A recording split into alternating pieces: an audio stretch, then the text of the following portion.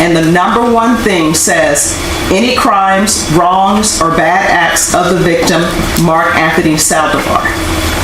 So, defense, it appears to the court that you violated the motion in limine unless you're going to try to tell the court that possession is not a bad act. Your Honor, what I'm trying to listen to the witness. No. The question is whether or not you were aware of the motion in limine, which you were, and whether or not you violated it in regards to violation of condition number 1. What you're trying to do with the witness, and excuse me, I'm going to have the witness step down. And counsel, you'll take your client to the back. You're still under oath and the rule has been invoked.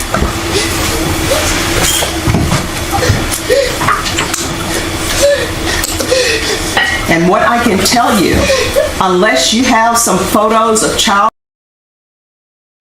that you're saying that the complainant had, then you're just throwing questions out and you're violating the motion in limine. It clearly states that you all are supposed to approach.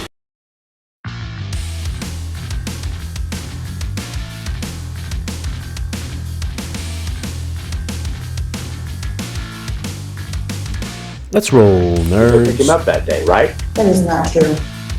You also didn't tell Mr. Horace that when he got in the car, you told everybody in the car about the fact that Mark was a pornographer and that he had done creepy things and that he had tried to do creepy things with you while you were in high school, right? I never said that. And you also didn't tell anybody in the car, well, let me back up. You told Mr. Horace that when Mark told you that the photo shoot was called off, there was a demand to look into Mark's backpack to see if he really was a photographer, right? No, sir.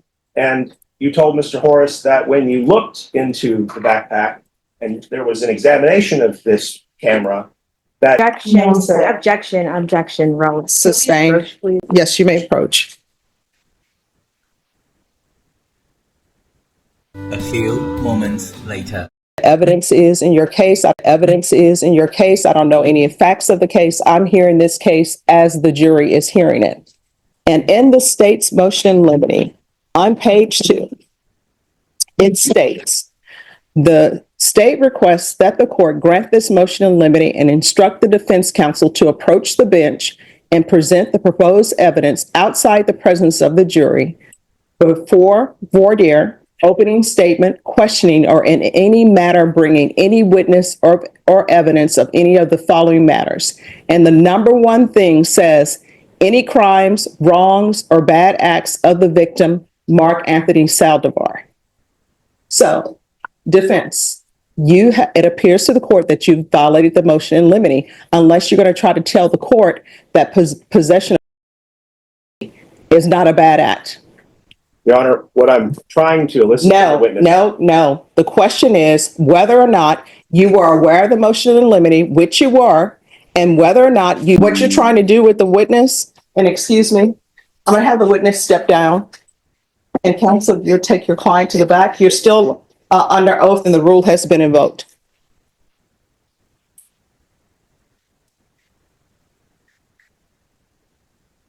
And what I can tell you, unless you have some photos of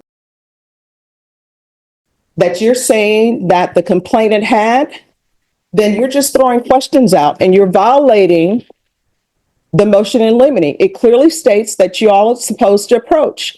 Now, unless you all think that act, then I don't know why that's a crime. Because if you're saying it's not a bad act, you ask this witness a question and it involves that incorrectly. You heard that correctly, Your Honor, and I'd like to also make aware to the court yesterday when we approached about my motion in limine, the court specifically regurgitated condition number 1 to defense in regards to the nude photos.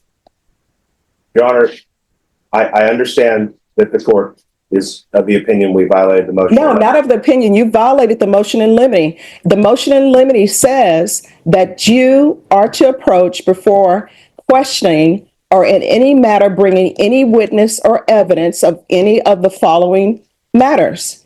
Any crimes, wrongs, or bad acts of the victim, Mark Anthony Saldavar. And you're asking this witness about whether or not he had in his camera. The court considers that a bad act. Your Honor, to be clear, the questioning of the witness is intended to establish whether or not she previously made these statements. They're not being offered under Rule 613 for their truth.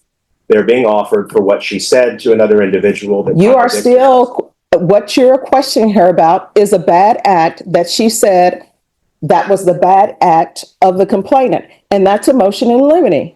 And you all should approach before you do that. You violated the motion. The court is finding that you violated the motion in limine. And the only question now is how is that corrected? Because nobody approached the court to say, I'm going to start asking questions that is related to number one, to the state's motion in limine.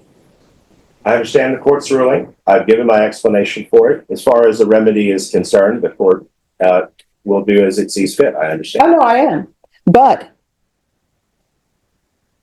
you're still, it appears to court, acting as though you haven't violated number one, and you have.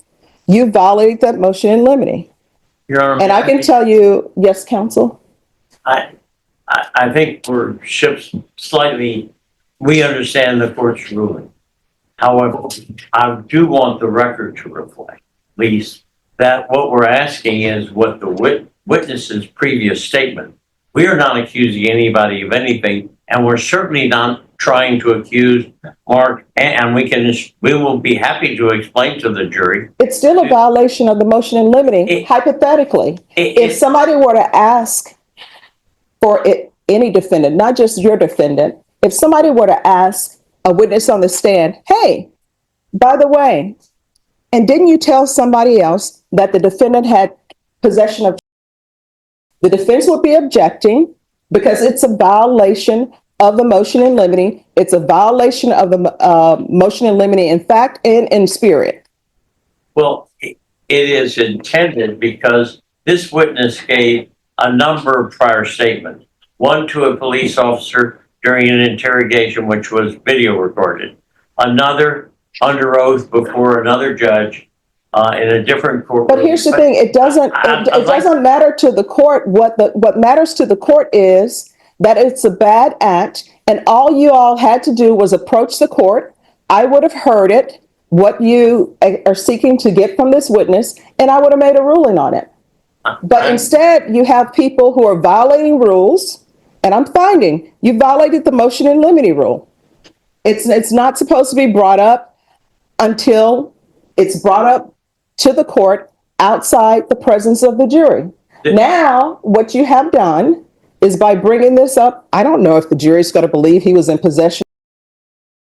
I don't know if he was in possession because nothing has been presented to the court, and all you all had to do was approach the court and said, Your Honor, I believe we're going to go into number one of the state's motion in limine. And you know what I would have done? I would have had the jury step out and I would have said, okay, what's the issue here? And you would have told me that and I would have made a ruling. I believe this came up yesterday.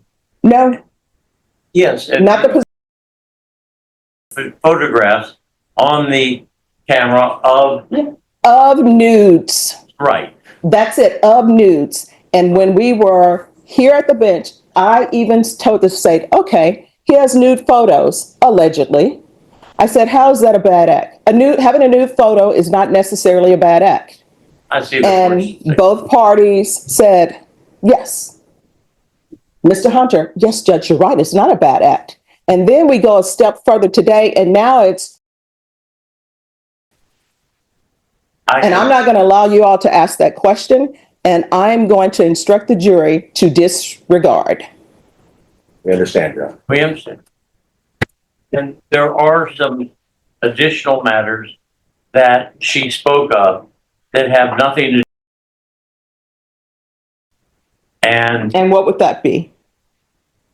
Your Honor, I don't believe that any other bad acts or potential bad acts of Mark Anthony Saldavar will be discussed other than those things which were discussed in opening statement related to I'll determine whether it comes in or not. And you know why I'm going to determine whether it comes in or not? Because there was a state's motion in limine that says any crimes, wrongs, or bad acts of the victim, Mark Anthony Saldavar, you'd approach beforehand, and I need to make a ruling on whether or not it's relevant and whether or not it should be admissible. That's me. That's my job. I understand your. So what other acts or what other bad acts that you feel, crimes, wrongs, or bad acts of the victim, Mark Anthony Saldavar, that you feel this witness is going to be questioned? I can tell the court that it's going to be, and I don't know if there'll be disputed or not, that he damaged the vehicle. I guess that could be considered a bad act. I want to. Well, with regards to the damage of the vehicle, allegedly, it said that he put his foot through the glass of the vehicle. That's a part of this whole alleged offense and the offense date. So, counsel, you all know that if there's evidence that's going to come in that he damaged the windshield, that's already in through other people. Right. And the issue of what she said back to that, to our client, she says that she didn't say anything. She looked straight ahead, didn't look to the side. All right, so here. May I just finish? We're getting off track. We're with the bad acts. Well, I'm going to suggest that she has told people, and I believe if she says that's correct, that I never said anything other than that to Mr. McIntyre. Part of the race just of the offense, if she said something other than what she told the police officer, I believe that's a prior inconsistent statement, and we're entitled to ask her about it. And by the way, it has nothing to do with anything else. Counsel, I'm not challenging anyone on inconsistent statements. Okay. I'm not challenging anybody on that. The court knows the rules of evidence. What I am saying is there's a motion in limine. And I think it's safe to say for the people who have been practicing even a year that you're not supposed to violate motions in limine.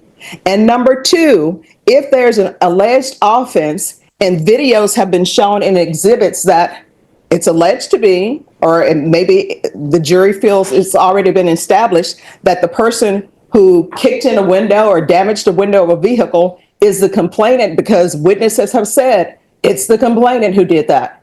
So you all know questioning the witness about that, that's really not about the motion in limine. The motion in limine is about your co-counsel violating it. My able co-counsel, I can tell you if I can get 5 seconds, I believe he will go into next the matter of what was said that precipitated the fight. Right, and I don't think it's about anything, and I think we're entitled to ask the witness. Let me just tell you. Yeah.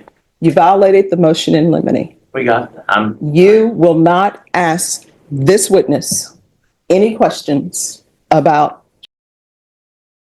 on a camera unless you have We agree. proof We're that not- they're on a camera. Well, by the way, we do have proof of that, Mhm. and it was a legitimate question.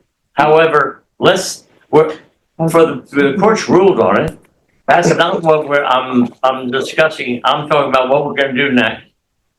And while I can't look into his mind, I presume since the court has ruled on it, we can make a bill later, but we're not going to do anything in front of the jury.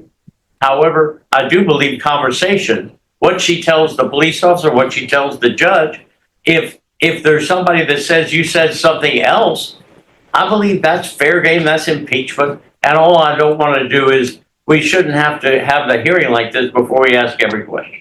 No, And if extraneous offense, I think we're entitled. no, you all have to have a hearing because it's a part of their motion in limine. Not you if can't it's just- not an offense. Here's, Or yes, not and, offense. and the last time I And we agree. it's an offense. And we're going to be chastised and the court's going to do something. Oh, no, my chastisement is just stating the law. There's a motion in limine in place and the defense has violated. And I am not going to allow you to ask questions about.